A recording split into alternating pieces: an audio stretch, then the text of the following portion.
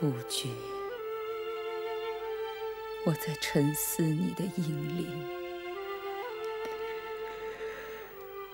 借此机会说说我的心里话。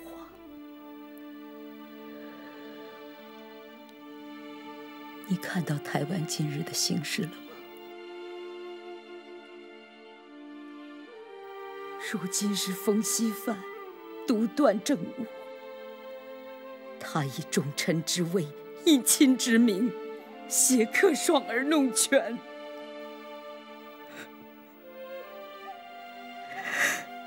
夫君，我向你的一领亲责，向我们的儿子延平我孙子坚固称呼。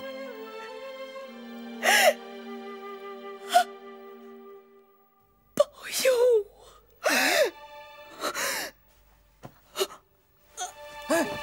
太妃，哎，慢点，慢点。慢点，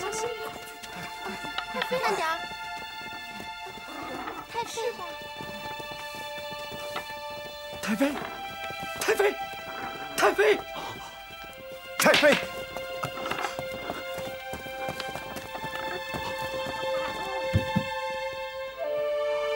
太妃，你怎么了？速去烹火，传我一旨，召刘国学，火速前来北苑别馆，告诉他我等着他。太妃，我知道了，你放心吧。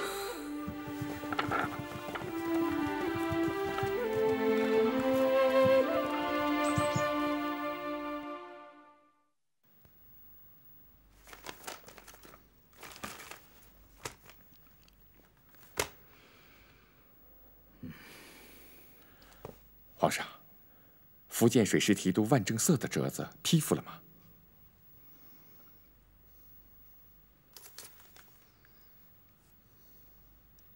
你听听这个万正色是怎么跟朕说的。他说海洋险远，鞭长莫及，说船舰难渡，还说台湾港口浅狭，无法停泊。最可气的是，他说海寇不可平，身为水师提督，他竟然跟朕说，敌将永不可挡。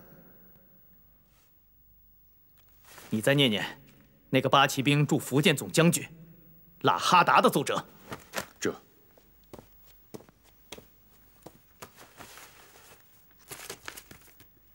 福建八旗兵驻军统帅喇哈达是这么起奏的。他也说，台湾乃荒芜弹丸之地，远出海洋，时不必取。一派胡言！这可都是朕的重臣，朕的将军。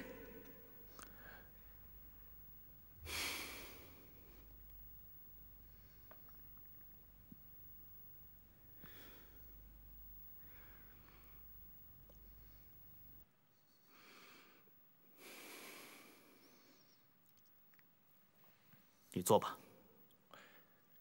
这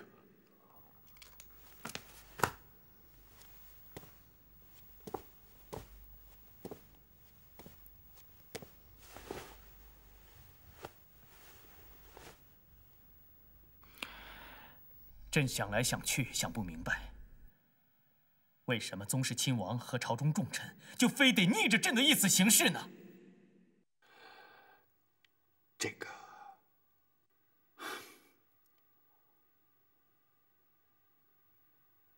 朕的问话有失检点了。是啊，你怎么好回答这个问题？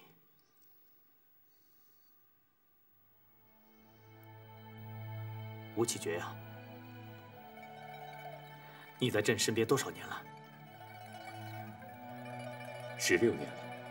16年。是啊，当时朕尚未亲政，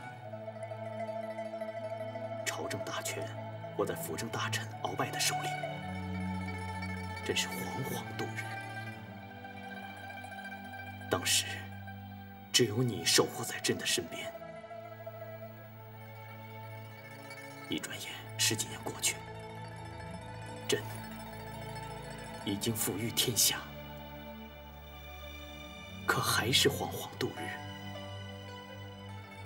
依然只有你守在朕的身边。朕有时也觉得自己真的是一个孤家寡人，也只有你最了解朕此刻的心境。皇上，这儿不是宫里，你不必拘束。今天好好和朕说说话。这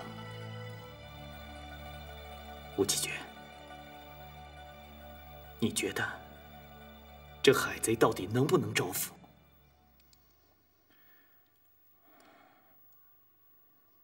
能，也不能。能，也不能。这话怎讲？若是按照如今的剿抚并用方略，则不能；要是按照施琅的因剿御抚方略，则能。道理何在？皇上，恕微臣胡说。但说无妨。谢皇上。现实的状况是隔海对峙，即便是金门、厦门，也都是岛屿，马不接阵，人不见面。这剿抚并用2字，因剿不到海贼，就只剩下一个抚字了。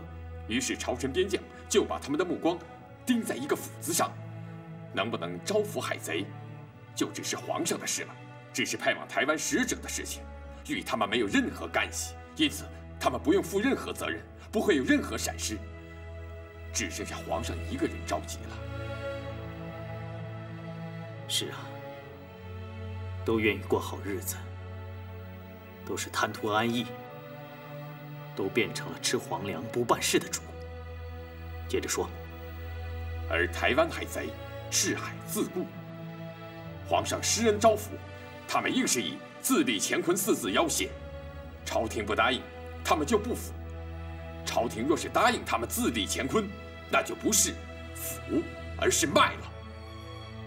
没错，都自立乾坤了，还谈什么抚啊？皇上，因此说，这剿抚并用方略，实际上已经成了一句空话，绝不可能招抚海贼。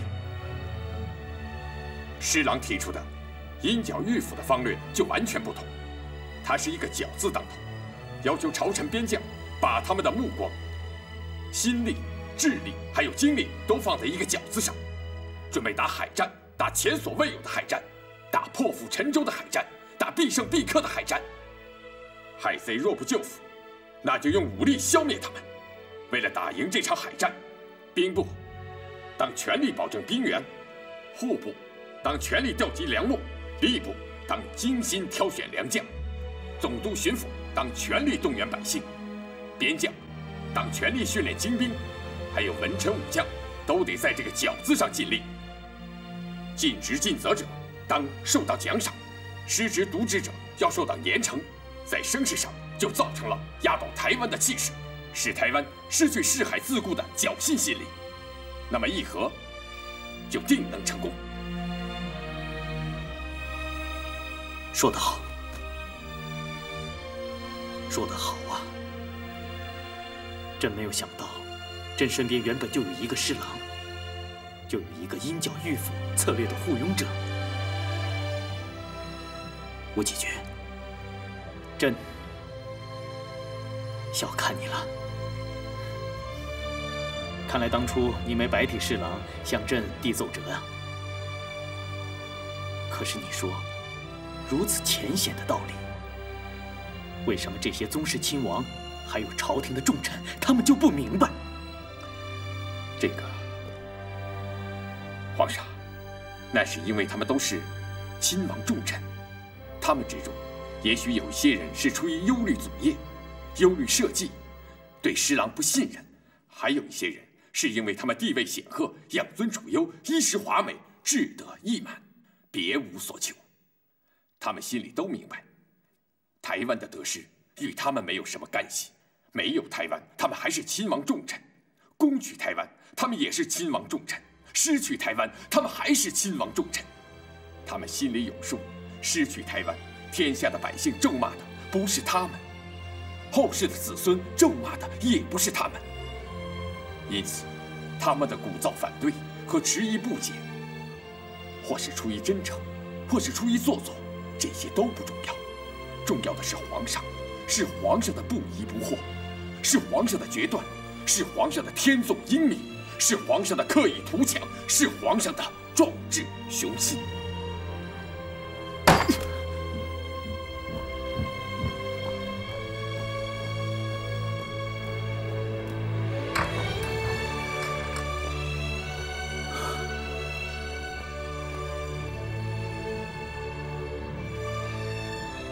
朕今天十分欣慰，朕听到了在乾清宫养心殿听不到的声音。一个跟随朕多年的侍卫，竟然解开了朕心里重重的心结呀！你说的没错，真正延误决策选将的，不是朝中的重臣和宗室亲王，而是朕。当年，朕平三藩之乱时太过草率，以至于我朝子民饱受了多年的战乱之苦。今日今时，朕不得不谨慎行事。朕也在想，这鹰角御府的方略到底行不行得通？朕也不知道，这施琅自知投台，到底意图何在？朕的顾虑太多了。用人之道，用则不疑。皇上，您是不是要启用施琅？朕还想再见见姚启圣，他向朕3番5次的推荐施琅，朕想听听这个时候他能说些什么。这朝中大臣除了姚启圣、李光地等3、5个人之外，都是对施琅抱有微词啊。臣以为，人云亦云者多，真正了解施琅的人没几个。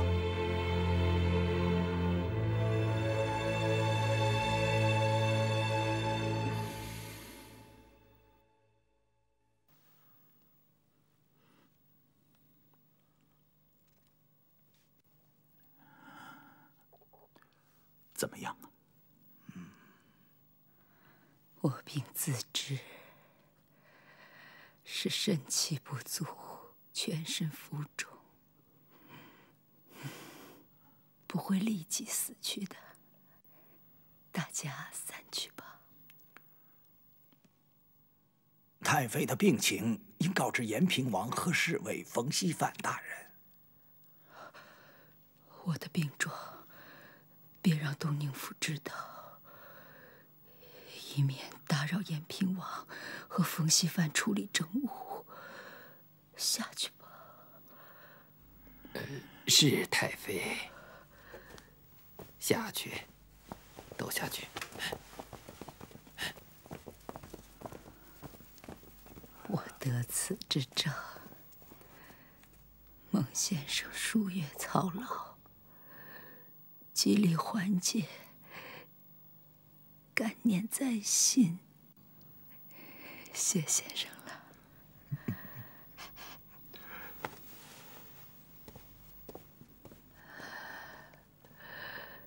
今日清晨还有雾吗？有雾。是大雾吗？是大误。小人天亮时登上山顶眺望，确实是雾漫山川，雾漫原野，雾漫海疆。澎湖有雾，后门难出；台湾有雾，路儿难入。今日是雾漫海疆，出入不得。也许是天意的安排吧。不，太妃，人心会战胜天意的。刘总督熟悉海上风云，澎湖、台湾海陆水道尽受胸中了如指掌，定能破雾飞舟，安全抵达台湾。好。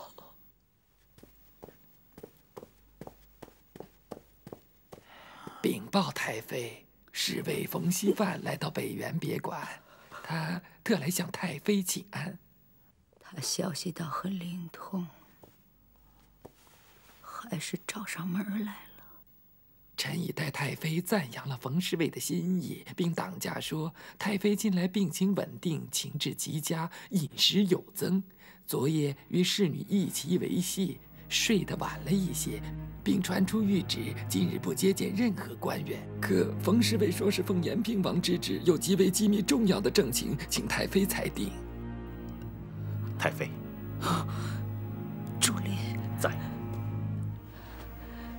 你快去北园别馆外双岔路口上等候刘总督，告知冯锡范在此，暂勿进入北园别馆。好，好，你放心，我去了。快去！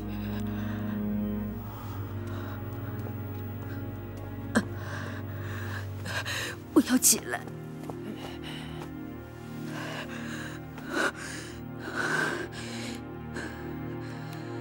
赵侍女，着装。这万正色任水师提督，显然是不够格的。尤爱卿，你再向朕举荐一个人如何啊？皇上，臣已举荐4次，只有1名人选，侍郎。李光地说，施琅就是汪洋大海，汪洋大海就是施琅，这个说法未免有些过分了。不过你说施琅久蓄大志，这朕倒是相信。你说非他莫属，那福建官民又怎么说呀？回皇上，民省乡绅、文武兵民异口同声，都说能够统帅福建水师一举平台的只有施琅一人。非但我方，就是贼营中也都惧怕施琅。10几年前，朝廷裁撤水师，施琅卸任水师提督一职，台湾贼营中上下弹冠相庆啊！前不久，冯锡范派人刺杀施琅，不正表明他们惧怕施琅吗？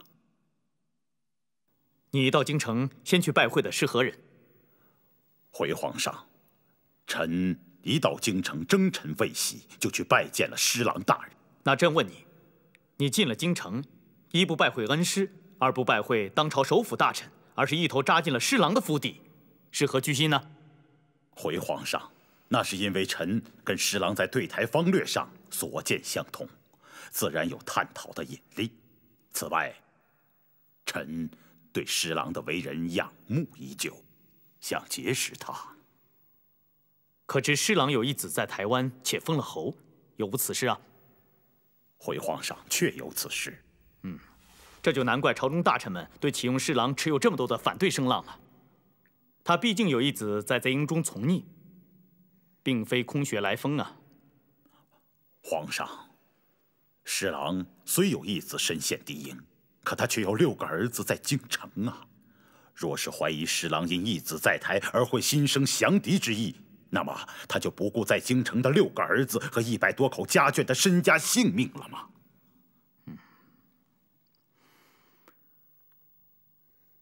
李光地，他说的有道理吗？有道理，非常有道理。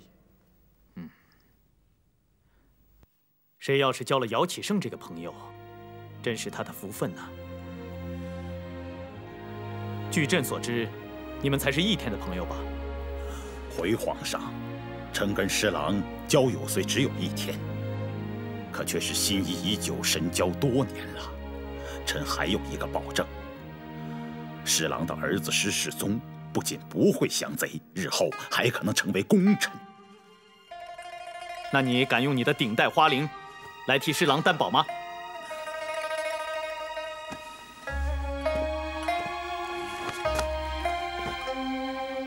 这是何物啊？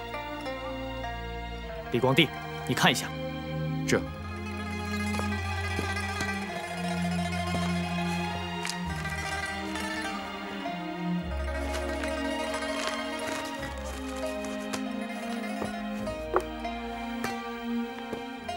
回皇上，这是姚大人全家上上下下121口人的名册。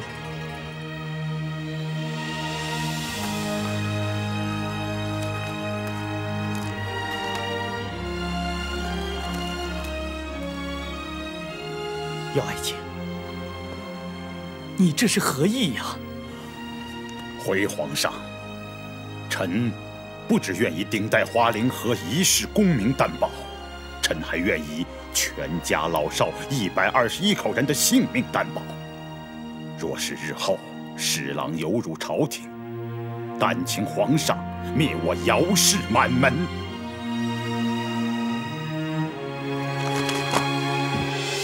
姚爱卿，快请起。姚爱卿，其实你一来，朕决心已下，决意请侍郎平定台湾，保大清江山一统，非侍郎莫属啊！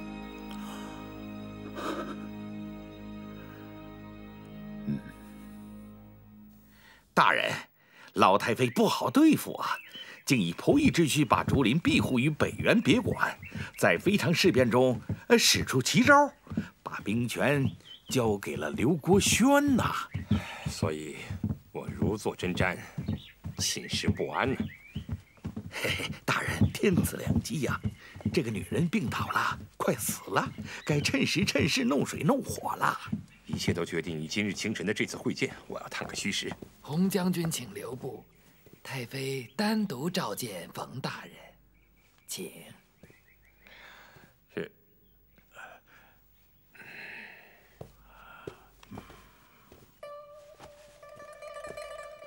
臣冯锡范叩见太妃，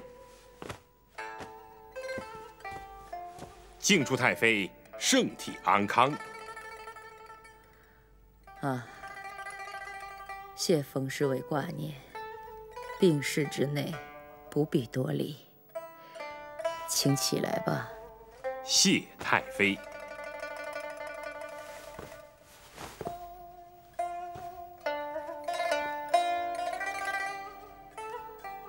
延平王近日如何？孺子可教吗？啊，启禀太妃。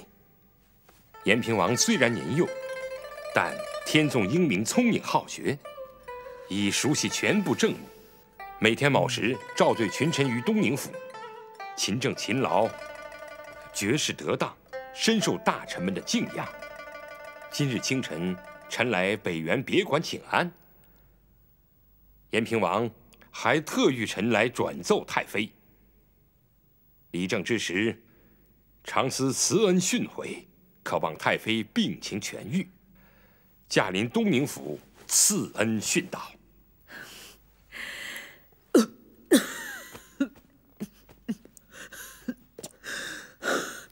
好，延平王果若冯侍卫所语，我就心无忧虑了。我卧病床榻，自顾不暇，还谈得上什么赐恩训导啊？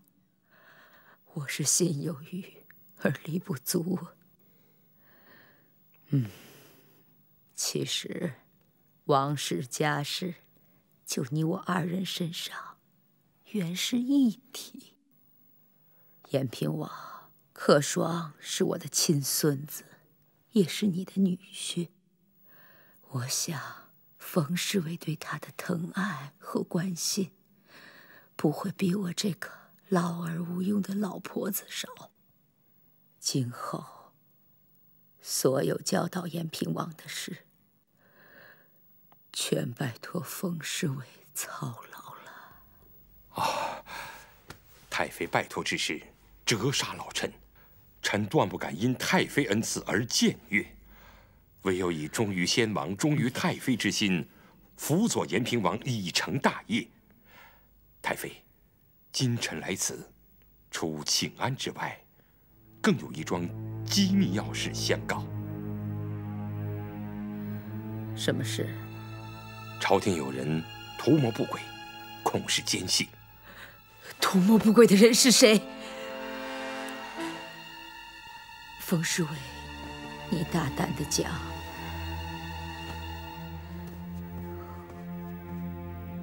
啊，启禀太妃，图谋不轨的首恶名叫傅维林。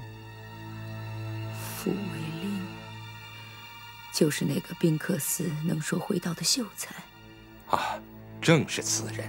他在几年前与清廷议和的谈判中，充任我方联络使者，与清廷福建总督姚启圣相处极熟，通敌有年，早生异心。近来活动奇特，行动诡秘，以酒宴结交友朋，以怪论蛊惑人心。除大肆散布清廷兵强船坚外，还对延平王的继位理政大放不恭敬之词。秀才作乱，一张嘴，办不了什么大事。你们也不用大惊小怪的。我看他人挺老实，反不了。启禀太妃，臣原来也是这样想。可是傅维林不仅有一张能说会道的嘴巴，而且已经把手伸向了兵权。哦，启禀太妃，据臣所知，傅维林确已串通了几镇将领，他手中已握有几镇兵马。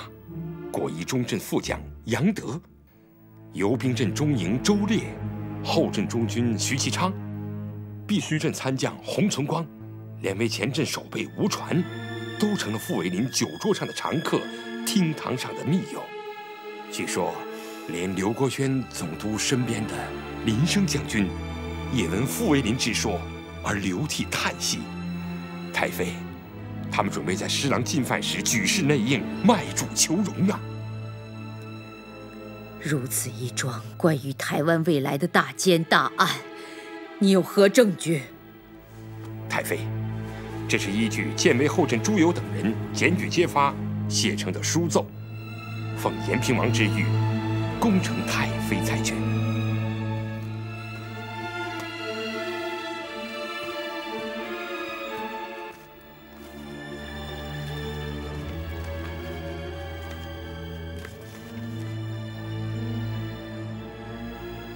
我看傅维林人挺忠厚的，反不了主。你们以前不是也说那个朱林有一举吗？他只是有不同的看法，并不是对王室不忠。不要再自相残杀了。下去吧。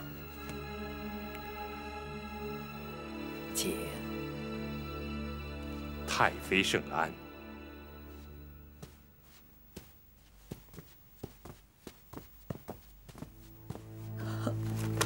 太妃，您慢点儿。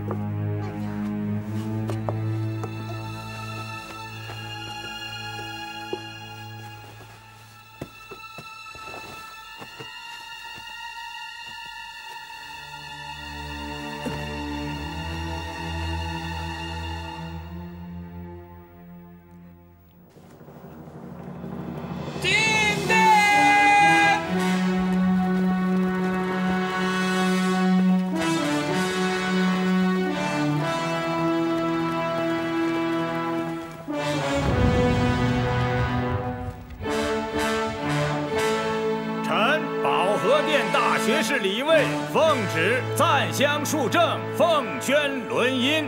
先请宗室诸王、内阁大学士、6部重臣聆听皇上颁发之谕旨。吾万岁！万岁！万岁！谕旨：奉天承运，皇帝诏曰：康熙20年6月7日，皇上御史延平王急服明珠，贼终必趁离扰乱，亦趁机抵定澎湖、台湾。总督姚启圣、巡抚吴兴作、提督诺曼、万正色等与将军喇哈达、侍郎吴努春同心合致，将绿渠州师分领前进，务期剿抚并用，抵定海疆，勿误时机。钦此。吾皇万岁！万岁！万岁！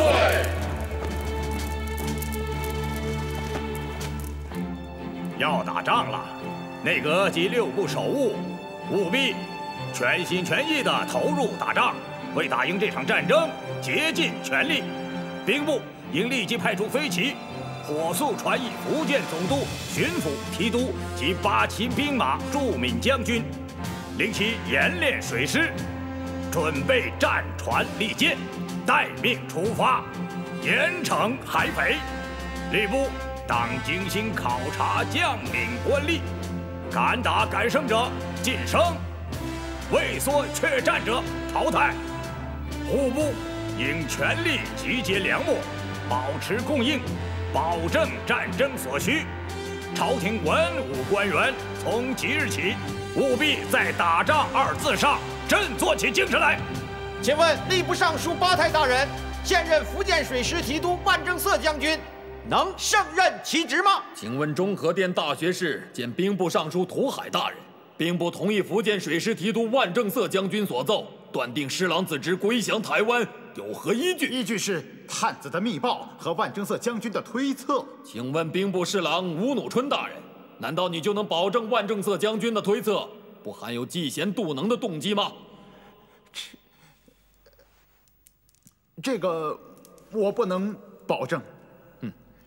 保和殿大学士坦元大人，内大臣施琅身居书房10几年，精心研读风训海潮，朝廷知海之人无除施琅其右者，请坦元大人代小人禀奏皇上，应启用施琅为水师提督。礼部侍郎韩大人所言极是，施琅心系台湾，志在平海。10几年前曾奏边患一境书，近臣所见书，今日思之，其所见所识依然大放光彩。今日台湾形势变化，再承因剿迂腐之方面，实为朝廷幕僚参谋中之大智者。若攻其台湾，以施琅为将，其功必克。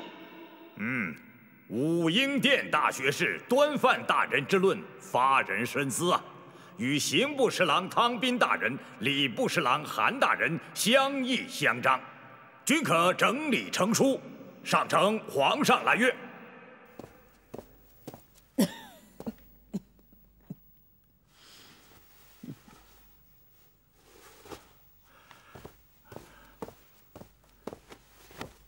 太妃，我刘国轩回来晚了。国轩，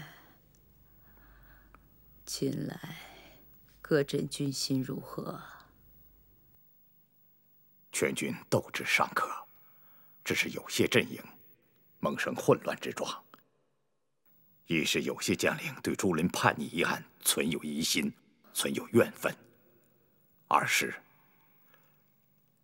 有些忧虑自立乾坤之乱再起，趁机串联煽动。哦，有这样的事。那傅维林呢？傅维林就是忧虑自立乾坤之论再起的一个。他人缘很好，与军中将领友好者私下议论，散布对某些重臣的不满，并得到有些将领的同情。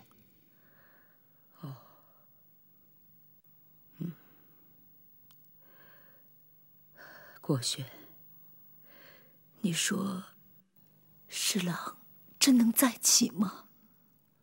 太妃，清廷若兴师平台的话，施琅必起。先生，此时此刻有何感想？天高而明，地厚而平，绿草漫坡，弯路顺境，循天地之理，而应时顺势，海洋可渡，台湾可取。皇上当立万世不朽之业绩啊！程先生吉言了。朕虽决意启用侍郎，可是这朝中的反对之声还是居多啊。坐，恭帝。谢皇上。你有何良策？回皇上，昨日午后，臣前去拜访了内大臣施琅的府邸。哦，那施琅近来如何？施琅近来一直闭门不出，不与任何朝臣交往。臣曾3次前往造访，都被师府门人以内大臣居书不出而拒绝。后来臣有第4次前往，经再三请求，使得进入师府客厅。但见施琅蓬头散发，胡须成绺，精神恍惚啊，状若街头乞丐。但是，一提起平定台湾之事，施琅神情骤变啊！只见他乱发浮起，胡须漫胸，目光炯炯，状若带月雄狮，气势令人呐！你给朕说的惟妙惟肖，朕仿佛真的看见了施琅。臣在与施琅的交谈中，施琅驳斥了朝臣长驱制胜、济南万全之论为庸人自扰。他说：“战场之争，变化万端呐。有7分制胜把握，即可与敌周旋；有8分制胜把握，即可与敌决战；有9分制胜把握，即可捣毁敌巢。所谓济万全，不过是一种空想罢了。过去没有，今天没有，将来也不会有。”施琅还斥责了朝臣府库拮据之论为盲人摸象，只知我府库拮据，不知敌府库已竭；只知我有出征之困难，不知敌也有灭顶之灾呀。我据财力10万，敌据财力7万，我胜；我据财力1万，敌据财力7000，我亦胜啊。对于朝臣暗中散布的伍子胥灭楚说，施琅只报以默然一笑，仅以时日可见4字作答。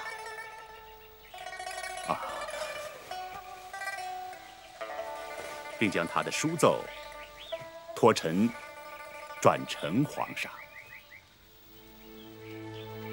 来人，在。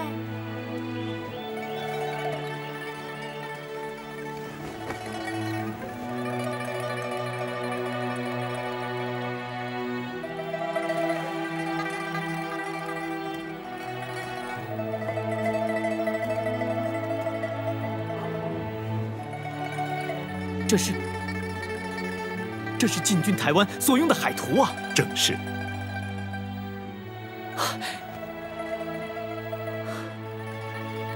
朕知道，当年郑成功正是得了台湾通事、合兵的线图，才得以收复台湾。这施琅的图比那一幅更为详细。哦，而且还是出自施琅的才智，真是可贵啊！施琅在短短的时间能将此图绘得如此详细，真是不负朕的希望啊！皇上，施琅说，此图的绘制是以皇上之意借据台湾事体为准真，是在逼而不在打，以战逼和，不战更好。故不取急袭、奇袭、偷袭之法，而是示敌以刑，示敌以义，示敌以战法，以逼求和，达到不战而和的目的。对于台湾拒绝和平归顺后的登岛作战，在时间和作战方法上都留有极大的余地，留有和谈的充分时间和空间，切实做到皇上一再预示的仁至义尽。给朕收好了。是。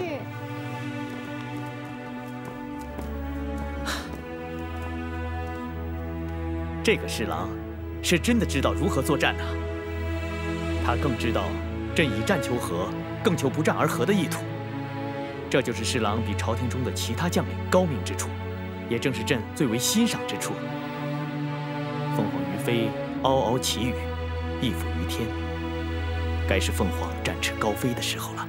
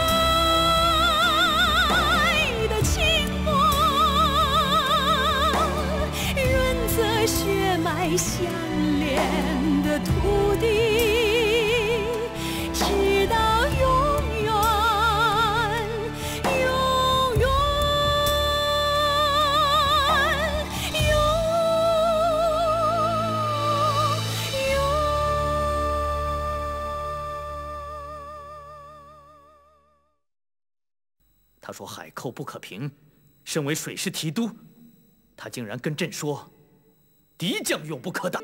邪客双耳弄权，也许是天意的安排吧。要是按照施琅的鹰角御府方略，则能。